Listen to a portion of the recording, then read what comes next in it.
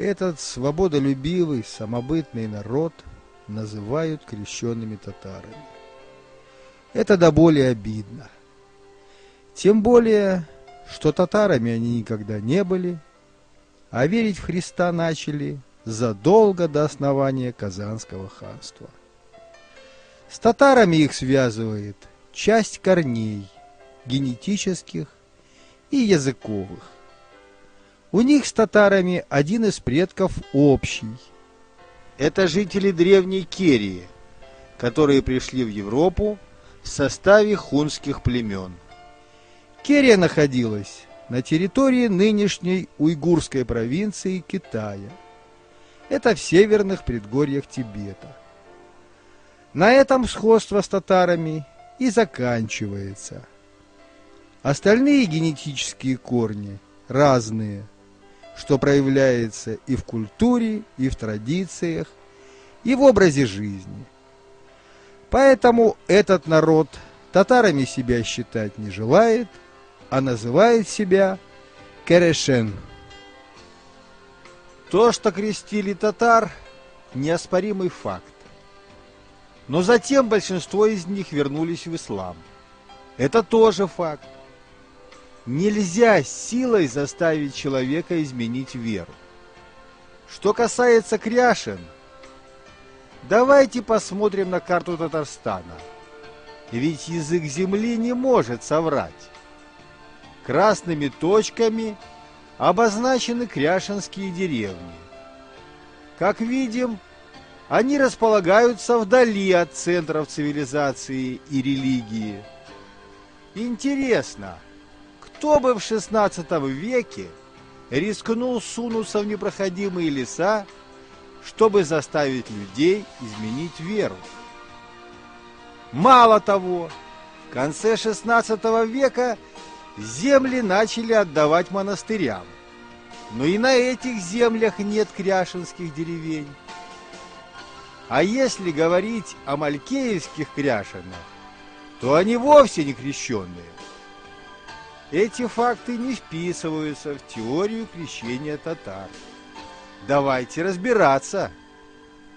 Неоспоримым фактом в истории служат археологические раскопки. Так вот, на территории Татарстана найдено около 20 захоронений, характерных для именьковской культуры. Это название происходит от села Именьково, где впервые в Татарстане были обнаружены такие захоронения.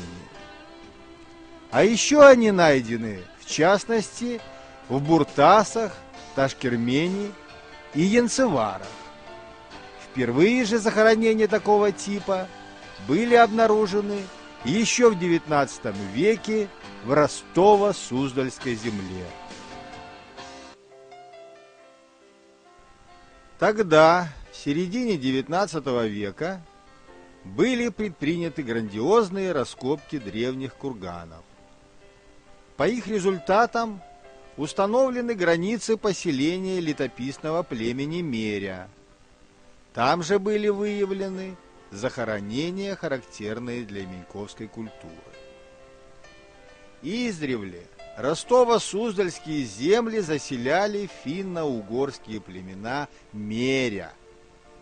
В V веке в эти земли из европейской Панонии пришла часть гунских и балтийских племен. Их привел Ирнак, один из сыновей легендарного Аттилы. В течение нескольких столетий сформировалась угро-тюркская племенная общность керес-меренцев, которая упоминается в древних арабских книгах вплоть до X столетия. Арабы называли эту землю Арсой и торговали с арами, следы чего остались в названиях деревень во Владимирской и Костромской областях. Упоминают арян и евреи. Так, в VIII веке хазарский каган Иосиф в письме своему единоверцу рассказывает о народе Арису. в учебнике Фахруддинова по истории Татарстана даже есть карта с указанием местоположения этого народа. Правда, карта нарисована так, что уже больше 10 лет дурит татарских школьников. Если же развернуть моря и реки на 180 градусов, то все становится понятно. А если эти названия наложить на современную карту, то можно увидеть, что Арча-Жире указано почти правильно. Теперь вспомним о балтийских племенах. Их в Ростово-Суздальской земле называли Голядью или Галиндами. Галинды дали название городу Галичу, который еще в 30-е годы 20 века назывался Галичем Мерским. В VII или VIII веке в земли керес-меренцев начали проникать славянские племена Радимичи и Вятичи. Но настоящим бедствием стали набеги древних русов, которые убивали мужчин, а женщин и детей продавали в рабство. Это послужило причиной массового переселения местных племен. Первые поселения керес-меренцев на Прикамской земле остались в характерных названиях деревень. Позднее, под напором новгородской экспансии, переселение усиливается. Образуется даже путь вдали от Волги, где хозяйничали ушкуйники, и в обход земель черемисов. Этот путь известен под названием Галицкой дороги. Именно такое название имел один из улусов Казанского ханства в XV и XVI веках. Масштабы переселения можно увидеть, сопоставляя названия нынешних деревень по обе стороны Галицкой дороги. А сколько названий не сохранилось! Ведь мы знаем, как много за последние 100 лет умерло деревень. По названиям деревень можно проследить и направление миграции. Ведь на новом месте люди старались называть селение тем же именем, что и на покинутом. И называли не только селения, но и реки. Посмотрите, сколько названий совпадает. Интересно, а каково происхождение названия Меретяки? Кроме Меретяк, на территории Татарстана есть еще несколько деревень с окончанием Яки. А вот на карте нынешней России и в ближайшем зарубежье такие окончания, как правило, встречаются только там, где жили финно-угорские племена. Много таких окончаний в Финляндии и там, где они жили раньше. В Ростово-Суздальской земле их тоже много, и они чередуются с окончанием «аки». Больше всего 40 названий с окончанием «яки» и 50 названий с окончанием «аки» в Кировской области. Кстати, по соседству в Удмуртии есть целый ряд деревень, жители которых, бессермяне, склонны считать себя кряшинами. Тем более, что весь быт и обрядовая сторона их жизни почти целиком совпадают с кряшинскими. До образования Казанского ханства центром проживания бессермян было село Карино. В Удмуртию ушли бессермяне, не захотевшие принять ислам. Теперь обратим внимание на название с корнем «мер». Они в России встречаются очень редко. Зато в Ростово-Суздальской земле и в Кировской области деревень с такими названиями больше 2 десятков. Вполне возможно, что в деревнях с такими названиями жили меря. Вот, например, деревня Мертяково раскинулась на берегу речки Нурма, Нурса, Нырса. Правда, созвучно. Мало того, там же есть деревня Нурма. Так вот, в Татарстане деревень с таким названием целых 2. И как раз там, куда переселялись керес-меренцы. А по соседству, между прочим, деревни Яки. Ну что, есть еще сомнения в том, что жители Меретяг из-под Галича? Давайте посмотрим на земли, где жили финно-угорские племена. Кроме 2 регионов с характерными названиями деревень, есть еще один, где такие названия встречаются. Мало того, одинаковые названия как бы совершают движение с запада на восток. Но есть еще одно направление – на юго-запад, в Венгрию. Финно-угорская группа языков включает в себя 5 ветвей. Давайте расположим эти ветви так, чтобы название языка находилось на землях, где живет или жил соответствующий народ. Видно, что угорская ветвь отличается от других отсутствием компактности. Кроме того, в центральной части схемы пустое место. Сейчас там живут русские, но еще в 8 веке в этих землях русским духом даже не пахло. А у земель был хозяин – керес-меренцы.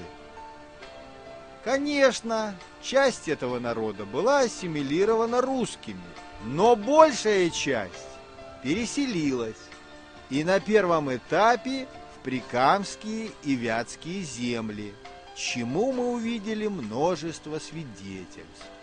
Приведем еще одно.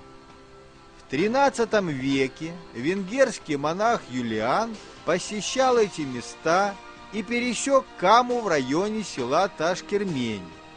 На противоположном берегу он повстречал людей, язык которых совершенно венгерский, так что они его понимали, и он понимал язык их. Основная часть из живших в Прикамье мадьяр ушла в Панонию до конца X века, а оставшиеся сохранились под названием мишары. Что касается остяков и вагулов, то эти племена уходили на восток по мере истребления соболя, шкурками которого они откупались сначала от новгородцев, а затем от русского царя. Для мадьяр же прикамские земли считаются родными со II века, когда сюда, гонимые великой засухой, пришли остатки хунских племен. При этом были потеряны почти все женщины, а среди мужчин выжили только сильнейшие. И это были в основном керечины. Женщин они нашли среди местных угорских племен. В конце IV века это уже была угро-тюркская общность племен, называвшая себя гуннами. К тому времени они уже разгромили аланов и готов, а под предводительством Атиллы, белокурого голубоглазого красавца, они выгнали из Панонии римлян. Венгры боготворят Атиллу и считают его своим предком. Действительно, после него осталось только 70 сыновей, не считая дочерей. А умер он в 453 году от последствий чрезмерных празднеств по случаю свадьбы с красавицей Ильдика, которая так и осталась вдовой-девственницей. Все 70 сыновей претендовали на престол отца, а покоренные племена поддерживали разных царевичей. Киричины приняли сторону Ирнака и ушли с ним в Верхнее Поволжье. Следы их пребывания в Панонии остались. 3 реки имеют название Кереш. Вот одна из них. Вместе с Ирнаком пришли племена, исповедовавшие христианство по арианскому обряду. Это последователи Александрийского священника Ария, умершего в 336 году. Именно по его имени и запомнили арабские купцы и еврейские правители народ, проживавший в Ростово-Суздальской земле. Высокомерная официальная наука не признает кряшинского языка, хотя он отличается от татарского точно так же, как, например, карачаевский или ногайский. Высоколобые академики не хотят или не решаются копаться в различиях. Давайте разбираться сами. Кряшинский язык относится так же, как и татарский, к кипчакской группе. Кипчаки вышли на историческую арену в XI веке, когда они, вытеснив печенегов и торков, заняли степи между Волгой и Днепром. Война с печенегами обострилась из-за того, что те приняли ислам. Кипчаки же сохранили языческие верования своих предков. В русских летописях кипчаков называли половцами. Это название идет от слова «полова», которое означает рубленную солому, имеющую матово-желтый цвет. Именно так выглядели светлые волосы голубоглазых кипчаков, когда они на конях лавой неслись под стены русских крепостей. Половцы называли себя куманами или кубанами.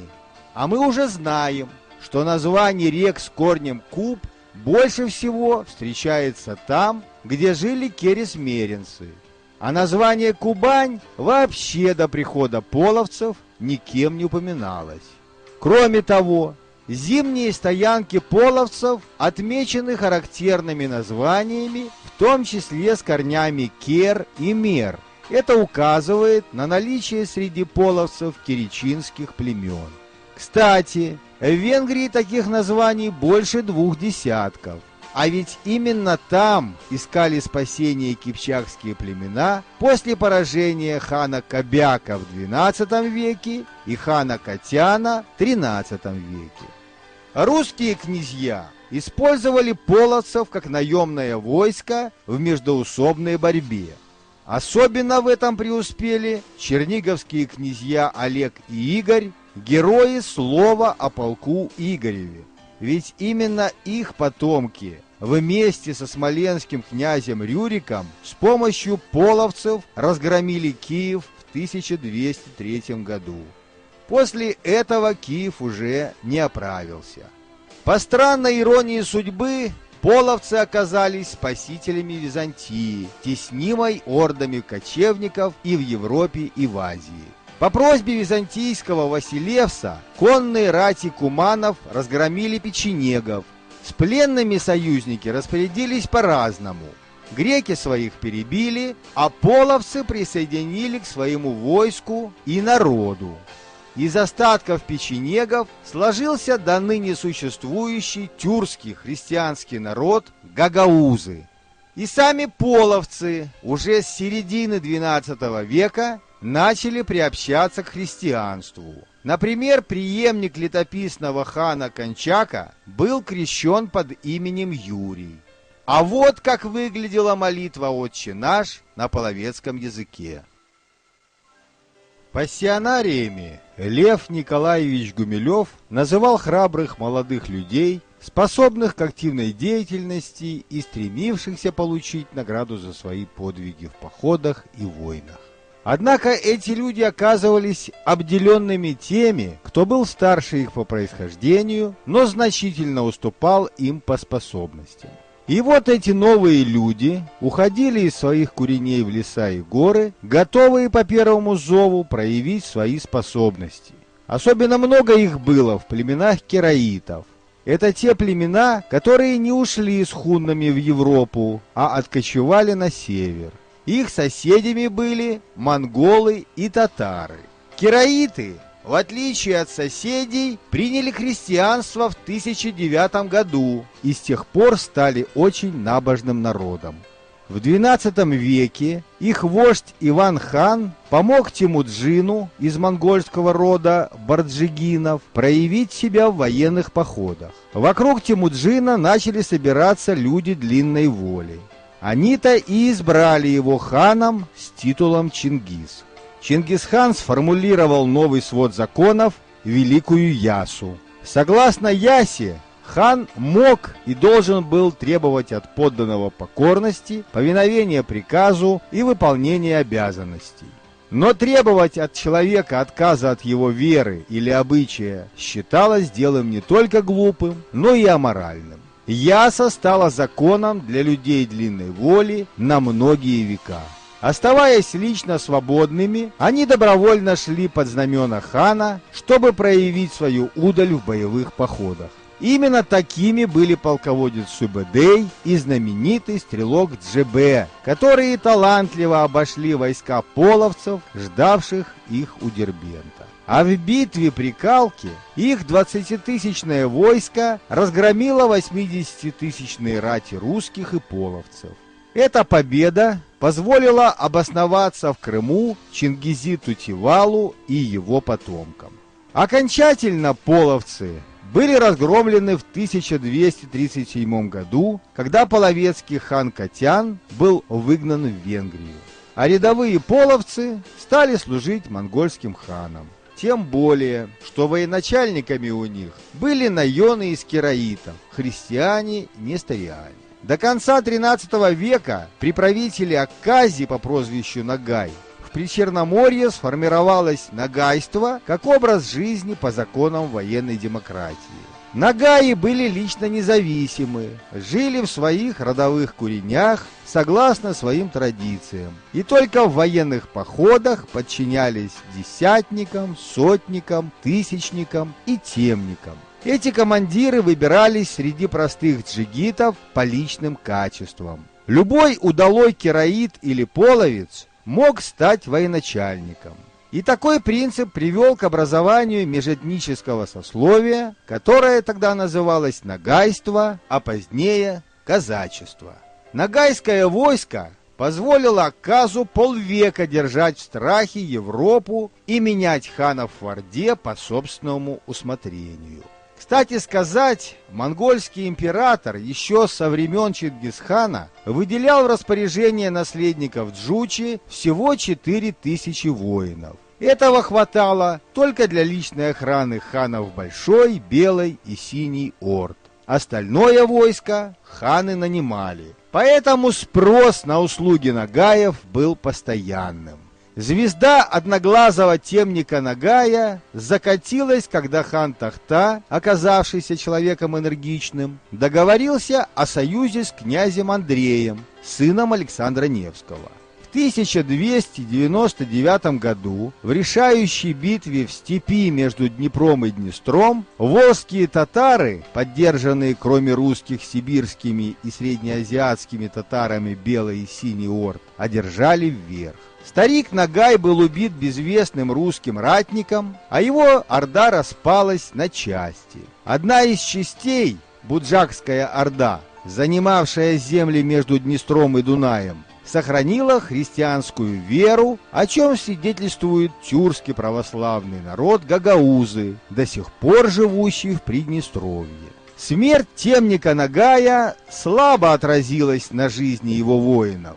Они выбирали новых военачальников и продолжали за деньги русских князей участвовать в их междоусобицах. Беда пришла позднее, когда при поддержке поволжских мусульман ханский трон захватил царевич Узбек.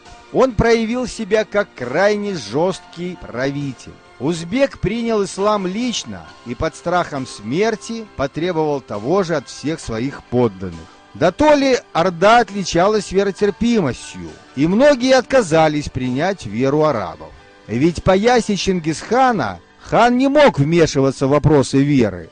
Узбек отверг этот принцип. Все, кто отказался принять ислам, в том числе 70 царевичей чингизидов, были казнены. В этих условиях большое количество христиан, язычников и даже татар, не пожелавших обратиться в мусульманство, стали уезжать на Русь. Большинство нагаев были христианами, поэтому для них настали черные времена. Спасаясь от исламистов, часть нагаев ушла в родные для половцев прикамские степи и леса. К тому времени, видимо, относятся названия Казан и Нократ. Нагаи взяли на себя функции охраны северных рубежей Орды и сбора дани с местных народов. Сборщики ясака относили себя к сословию бисермян. Это сословное название стало этнонимом североудмуртской группы кряшин. После хана Узбека начался закат Золотой Орды. Этому способствовали и отход от устоев ясы Чингисхана, и несколько эпидемий чумы, и появление новых энергичных политиков. Так, при Черноморске нагай Маммий, более известный под именем Мамай, стал могущественным темником. Будучи правителем Крыма, он женился на дочери хана Бердибека, внука Узбека, и на 20 лет стал реальным правителем в Орде. При нем сменилось 25 ханов. Тогда же независимость приобрел и Белярский улус, где правителем стал нагай Булат-Тимир. Проблемы у Мамая начались, когда на него двинулся Тохтамыш.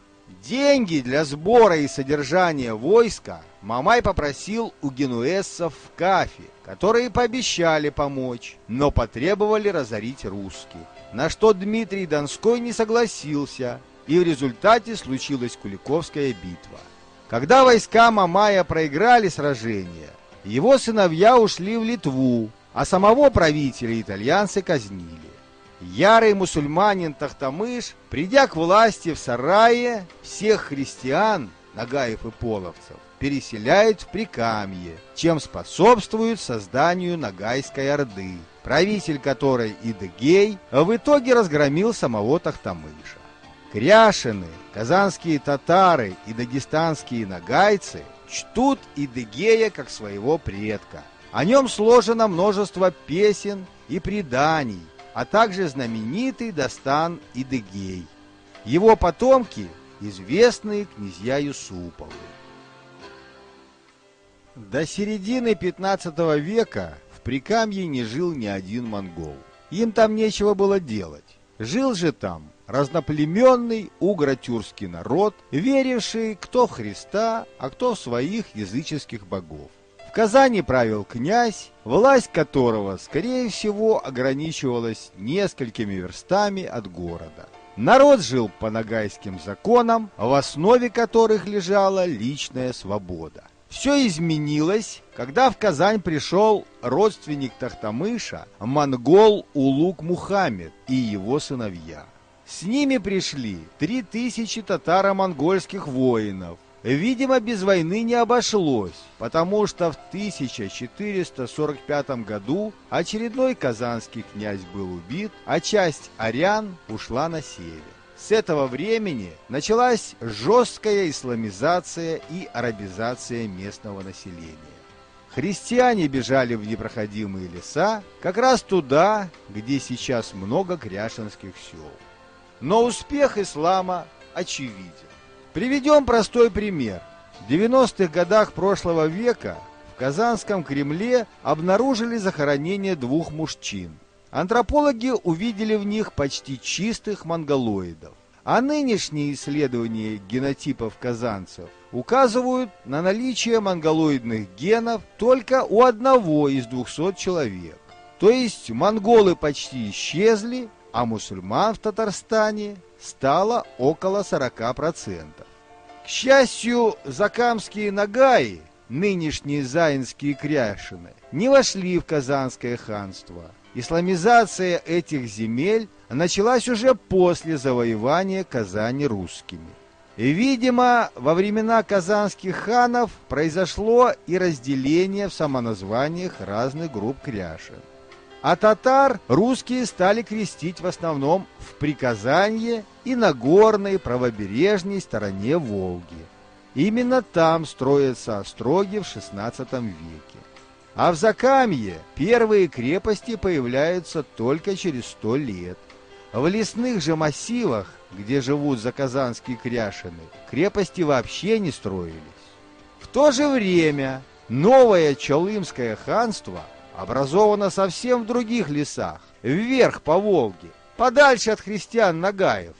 Так что сказки про крещенных заказанских и закамских татарах вызывают только улыбку. Нагаи продавали свою силу и ловкость любому князю или хану, но личную свободу и веру отцов хранили с честью. В XVI веке это знали все. Кстати, документально установлено, что в битве за Казань нагаи не участвовали. После взятия Казани война продолжалась еще 5 лет. По ее окончании было освобождено до 100 тысяч русских пленных. Плененных же татарских воинов переселяли вглубь Руси, туда, где еще с XIII-XIV веков жили союзные русским татары. Они пополнили сословие служилых татар, которые сражались на стороне русских в Ливонской войне на протяжении четверти века. Служилые татары несли также сторожевую службу, в том числе на Симбирском пограничном рубеже. Остатки его оборонительных валов существуют до сих пор.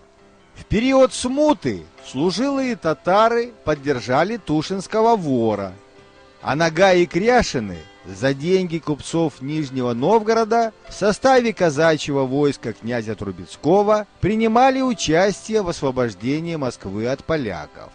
Их мало волновала судьба Москвы, они воевали за деньги.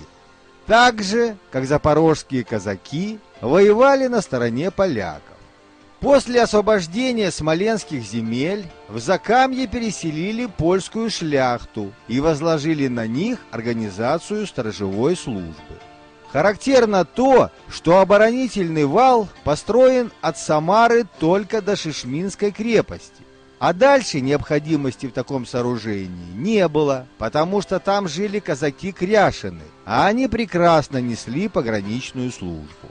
Казаки-кряшины ни разу не поддержали восстание башкир и, мало того, не покинули своих рубежей, в отличие от служилых татар, которые бежали из уфимских земель к берегам Волги.